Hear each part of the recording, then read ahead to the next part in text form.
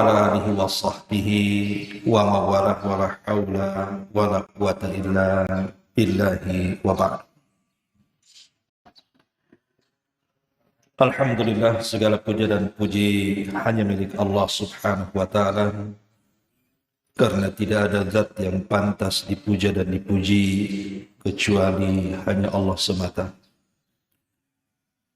Salawat dan juga salam kita hadiahkan kepada Rasul kita Nabi besar Muhammad sallallahu alaihi wa ala alihi wasallam.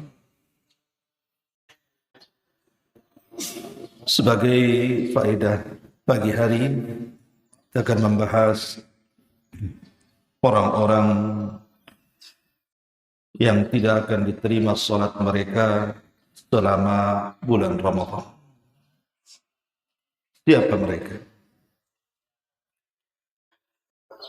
Padahal kita tahu bahwa salat itu adalah silatun bainana wa baina rabbina. Salat itu hubungan kita dengan Allah subhanahu wa ta'ala. Apabila kita terhubung dengan Allah subhanahu wa ta'ala, maka segala hajat kita pasti akan dikabulkan Allah azza wa jalla. Tapi kalau seandainya kita terputus hubungan kita dengan Allah, maka secara otomatis hajat kita pun tidak akan dikabulkan Allah subhanahu wa ta'ala. Nah, ada orang-orang selama bulan Ramadan salat mereka tidak diterima. Siapa mereka? Tidak banyak muqaddimah. Yang pertama, berdasarkan hadis Nabi sallallahu alaihi wasallam, mereka adalah orang-orang yang datang ke tukang ramal, datang ke dukun. Dan itu berdasarkan hadis Nabi sallallahu alaihi wasallam, man ata arrafan fasa'ala an syai'in lam tuqbal lahu salatuhu arba'ina yawman. Barang siapa datang ke arraf, arraf ini artinya tukang ramal. Dalam dunia perdukunan ada disebut kahin, disebut arraf, dan disebut sahir. Tentu tingkatan yang paling tinggi adalah sahir, tukang sihir. Karena tukang sihir itu bisa menyakiti orang, bahkan bisa membunuh orang. Tapi kalau arraf dan kahin ini hanya sekedar meramal saja. Lalu apa bedanya antara kahin dan arraf? Ada yang mengatakan bahwa arraf itu meramalkan sesuatu yang akan terjadi, sementara kahin itu meramalkan sesuatu yang telah terjadi. Tapi dua-duanya mengaku mengetahui yang gaib. Itulah letak kekufuran. Karena tidak ada yang tahu yang gaib kecuali Allah. Maka siapapun yang datang ke dukun di bulan Ramadan, maka solatnya tidak akan diterima selama 40 hari. Ma'asyiral muslimin yang dimuliakan Allah subhanahu wa ta'ala, terjadi silang pendapat di antara para ulama tentang hukum orang yang datang ke dukun. Ada 4 perkataan para ulama. Yang pertama, man atahu wa saddaqahu fi qawlihi mu'taqidan ala annahu idda'a bi ilmil ghaibi fa innahu yukaffar kufran mukhrijan minal millati. Siapa yang datang ke dukun kemudian membenarkan dukun itu, dan dia meyakini bahwa si dukun ini paham dengan perkara gaib, mengaku-ngaku tahu yang gaib, dan dia percaya pula dengan dukun itu, maka ulama mengatakan tidak ada khilaf, orang seperti ini kafir, keluar dari Islam. Kalau dia sampai meyakini si dukun itu tahu yang gaib. Kenapa? Karena dia telah mendustakan Al-Quran. di mana Allah Subhanahu wa taala mengatakan di banyak ayat dalam Al-Qur'an bahwa tidak ada yang tahu yang gaib kecuali Allah Subhanahu wa taala. Ini yang pertama. Yang kedua, kalau dia datang ke dukun wa saddaqahu dan membenarkan ma i'tiqadihi annahu la ya'lam al-ghaiba, dia yakin dukun itu tidak tahu yang gaib. Tetapi dia yakin bahwa dukun itu ya'khudhu akhbarahu minal jin, mengambil ramalan-ramalannya dari jin yang mencuri dengar dari langit. Dia yakin itu. Maka ulama mengatakan ada dua hukum. Pendapat yang pertama tetap keluar dari Islam, karena bagaimanapun meminta pertolongan kepada jin itu kekufuran. Tapi pendapat yang kedua mengatakan tidak sampai kufur, tetapi dia fasik, melakukan dosa besar. Inilah yang mengakibatkan kemudian orang yang datang ke dukun, walaupun hanya sekedar bertanya dan tidak meyakini, tetap salatnya 40 hari ditolak. Adapun kalau seandainya dia datang ke dukun hanya memuji saja, maka tidak kufur. Bahkan terkadang dibolehkan. Contoh seperti kisah Hajjaj ibn Yusuf Al-Thaqafi. Hajjaj ibn Yusuf Al-Thaqafi ini seorang pakar Quran, tapi dia sangat zalim karena banyak membunuh sahabat Nabi. Hajjaj ibn Yusuf Al-Thaqafi. Satu hari dia memanggil dukun, kemudian dia mengambil beberapa kerikil dan dihitung oleh dia. Kemudian dipegangnya kerikil itu dalam genggamannya dan mengatakan, berapa jumlah kerikil yang ada di tanganku ini? Rupanya sang dukun mengatakan sekian dan sekian. Benar, persis seperti jumlah yang ia hitung dalam genggaman tangannya. Kemudian Hajjaj ibn Yusuf mengambil lagi, tanpa menghitung langsung diambil kemudian diletakkan di genggamannya. Sementara Hajjaj sendiri tidak tahu berapa hitungannya. Kemudian dia mengatakan di hadapan dukun, berapa jumlahnya? Rupanya dukun itu tidak bisa menjawab. Akhirnya Hajjaj ibn Yusuf marah, mengambil pedangnya kemudian memenggal lehernya.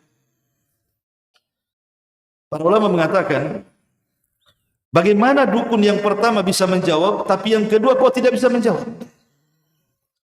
Karena Hajjaj ibn Yusuf ketika mengambil kerikil yang pertama, dia sendiri tahu berapa jumlahnya. Tetapi pada kali kedua, dia sendiri tidak tahu jumlahnya. Maknanya di sini ada hubungan antara jin qarin kita dengan jin yang ada pada dukun tadi. Jadi jin yang ada pada dukun itu ada komunikasi dengan jin kita yang ada di badan kita, disebut dengan qarin. Qarin tahu karena kita tahu, dan qarin tidak tahu kalau kita tidak tahu. Disitulah penyebabnya. Tapi syahidnya di sini bahwa siapapun yang datang ke dukun, solatnya tidak akan diterima selama 40 hari sampai dia bertobat kepada Allah Subhanahu wa taala. Ini yang pertama. Yang kedua, orang yang kecanduan minum khamr. Disebutkan dalam sebuah hadis, Nabi sallallahu alaihi wasallam mengatakan, dari Abdullah ibn Umar radhiyallahu anhu qala qala Rasulullah sallallahu alaihi wasallam, man syaribal khamra wa sakira lam tuqbal lahu salatu arba'ina sabahan wa in mata dakhala an-nar fa in taba Allahu alaihi wa in 'ada fa syariba fa sakira lam tuqbal lahu salatu arba'ina sabahan fa in mata dakhala an-nar fa in taba Allahu alaihi wa in 'ada kana haqqan 'ala Allah an yasqiyahu min radghatil khabal yawm al-qiyamah. Qalu ya Rasulullah, wa ma radghatul khabal? qala usaratu ahli nar. Rawahu Ibnu Majah wa sahhahu Albani fi Sahih Ibnu Majah. Kata Nabi SAW, siapa yang minum khamr sampai dia mabuk, maka solatnya 40 pagi hari tidak akan diterima. Dan kalau dia mati, dipastikan masuk neraka. Dan kalau dia bertobat, Allah terima tobatnya. Dan kalau dia mengulang, kemudian meminum khamr lagi, kemudian dia sampai mabuk, maka kembali solatnya 40 pagi tidak akan diterima. Kalau dia mati dipastikan masuk neraka, kalau dia tobat, Allah terima tobatnya. Kalau dia mengulang lagi, kemudian dia minum khamr dan dia mabuk, maka Allah akan memberikan minum kepadanya kelak pada hari kiamat dari radghatul khabar. Sahabat bertanya, apa radghatul khabar itu wahai Rasul? Maka Rasul mengatakan, usaratu ahlin nar, nanah dan darahnya penduduk neraka. Dari sini kita tahu bahwa kalau di bulan Ramadan orang masih minum khamar, mungkin dia puasa, dia tarawih, tapi habis itu dia mabuk gitu ya, dan tidak bertobat, maka 40 hari solatnya tidak akan diterima. Ini yang kedua. Dan kita tahu bahwa khamar ini umul khaba'is, kata Rasul, induk daripada seluruh kerusakan. Kemudian yang ketiga, hadis Nabi SAW. Hadis ini dari Abi Hurairah radhiyallahu anhu. Nabi SAW bersabda, innar rajula la yusalli 60 sanatan la yaqbalu Allahu lahu salatan la'allahu yutimma ar-ruku' wa la yutimma sujud. Kata Nabi SAW, terkadang seorang laki-laki dia salat selama 60 tahun. 60 tahun dia salat, tetapi Allah tidak menerima salat. 60 tahun dia salat, Allah tolak pula salatnya. Apa alasannya? Karena terkadang dia sempurna rukunya tapi tidak sempurna sujudnya, atau sebaliknya. Hadis ini dihasankan oleh Syekh Nasiruddin Al-Albani dalam kitab Silsilah Al-Hadis As-Sahihah. Dan para ulama mengatakan, lihat bagaimana dampak orang yang tidak tumaninah dalam salat. Karena kita lihat di masyarakat kita ini, contoh salat tarawih. Saya lihat YouTube itu ada yang 5 menit itu berapa itu? Bisa 23 rakaat, bayangkan. Itu satu nafas itu. Bacaannya bisa satu nafas kan, atau dolin saja, atau ruku saja. Itu kalau kakek-kakek bisa sakit pinggang atau bisa tarawih. Lah ini macam mana dia mau menyempurnakan ruku dan sujudnya, sementara ruku dan sujud itu rukun salat. Dia rukun. Dia bukan sunnah salat, bukan wajib salat, tapi dia rukun. Kalau wajib saja, pamannya orang tidak melaksanakan tasyahud awal, dia bisa ganti dengan sujud sahwi. Tapi kalau cedera rukunnya, maka sama dengan membatalkan salat. Maka dari sini, kalau seandainya seseorang kemudian salat, baik wajibnya atau sunnahnya, dan dia tidak pernah khusyuk dalam salatnya, artinya tidak tumaknina, gerakannya tidak memperhatikan dalam sujud dan rukuknya, maka salatnya tidak akan diterima. Padahal ada sebuah hadis, apabila seseorang itu ruku dan sujud, maka Allah Subhanahu wa taala akan letakkan dosa-dosanya di kepala dan pundaknya. Apabila dia ruku, maka dosanya akan berguguran di situ. Dan apabila sujud, dia berguguran juga dosanya di situ.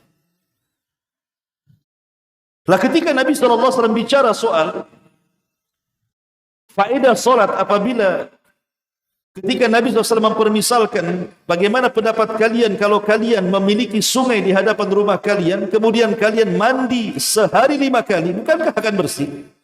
Sahabat mengatakan tentu. Maka Rasul mengatakan begitulah salat ketika menggempur dosa-dosa kalian. Lah kapan berguguran dosa ketika sholat itu? Saat ruku dan sujud itu. Nah, itulah berguguran dosa di situ. Kalau seandainya kemudian rukunya tidak benar, sholatnya juga tidak akan benar. Sebagaimana sujudnya kalau tidak benar, sholatnya pun tidak dianggap benar. Maka ini juga harus perhatian. Bahwa sholat itu bukan hanya semata-mata asal bergerak, asal membaca, tidak. Tapi di sana ada tumaknina.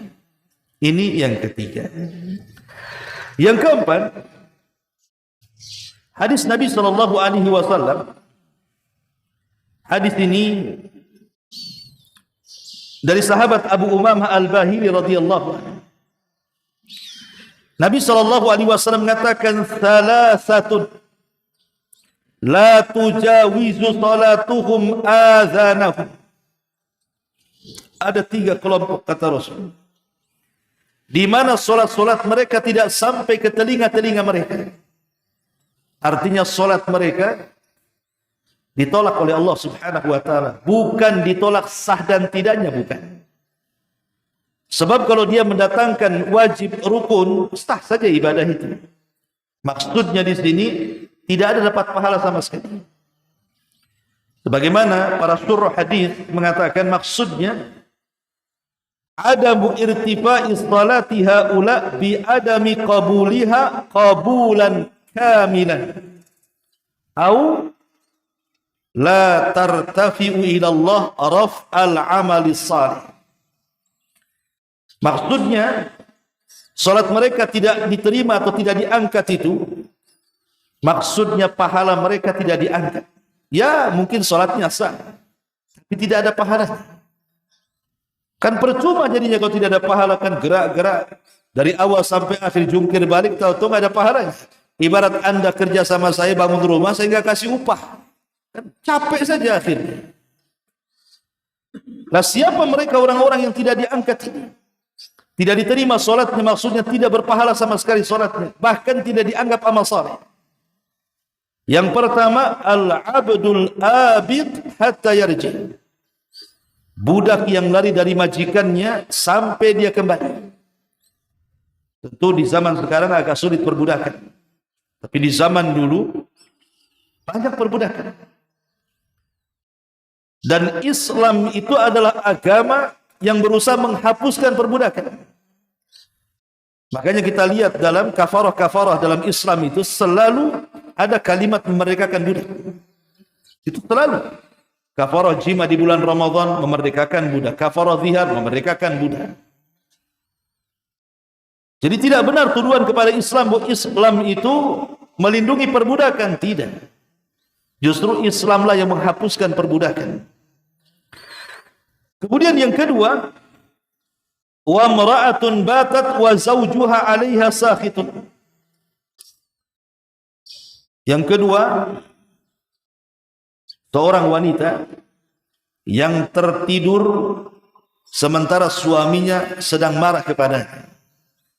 Maksudnya di sini isyarat kepada hadis Nabi sallallahu alaihi wasallam, "Idza da'a ar-rajulu imra'atahu fa'abat la'anatha al-malaika hatta tusbih." Apabila seorang suami mengajak istrinya tidur kemudian dia enggan, maka si istri akan dilaknat malaikat sampai waktu pagi. Maka wanita-wanita yang membuat marah suaminya karena tidak mau berhubungan dan tidak ada uzur yang syar'i, maka berdasarkan hadis ini salatnya tidak akan diangkat pahalanya. Nah, sampaikan sama istri yang punya istri. Kemudian yang ketiga, kata Nabi SAW, wa imamu kaumin wa hum lahu karihun. Dan imam sebuah kaum, ada yang mengatakan maksudnya seorang pemimpin negara, ada yang mengatakan pemimpin dalam sholat. Dan dia dibenci makmumnya. Tentu yang dimaksud di sini, kata Syekh Shalih Fauzan hafizahullah taala, adalah dibenci karena sebuah kebenaran. Mungkin imamnya fasik. Mungkin imamnya fasik, dia ahli bid'ah. Mungkin imamnya tidak punya akhlak. Mungkin imamnya tidak benar sholatnya. Mungkin asal-asalan sholatnya, akhirnya benci makmumnya.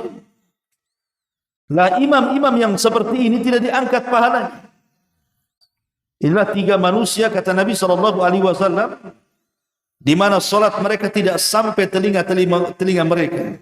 Dalam riwayat yang lain, walaupun sebagian melemahkan, tapi ada juga yang menghasankannya, ada tambahan wa ikhwani mutasarimani, dan dua bersaudara yang saling bermusuhan. Tentu yang dimaksud saudara di sini bisa nasaban wa dinan. Maksudnya saudara senasab, mungkin kerabat gitu ya, ataupun saudara seagama. Kita bermusuhan dengan dia. Apalagi di bulan Ramadan. Bayangkan dalam hadis Nabi SAW, setiap datang hari Senin dan Kamis, semua amalan kita diangkat ke langit. Kecuali dua manusia kata Rasul. Pertama, orang yang melakukan kesyirikan, dan yang kedua, orang yang dalam hatinya ada syahna, ada kedengkian, suka bermasalah dengan saudaranya, dengan kawan. Maka ini juga masuk di mana solat mereka tidak akan diangkat di atas kepala mereka.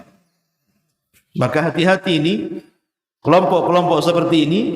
Saya ulangi, yang pertama, orang yang datang ke dukun. Kemudian yang kedua, orang yang kecanduan minum khamr, narkoba dan yang semacamnya.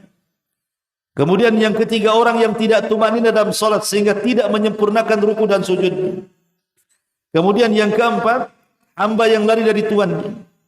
Kemudian yang kelima, seorang istri yang membuat marah suaminya. Kemudian yang keenam, seorang imam yang dibenci makmumnya. Dan yang terakhir, yang ketujuh, seorang yang suka bertengkar dengan saudaranya. Maka hindari 7 perkara ini di bulan Ramadan.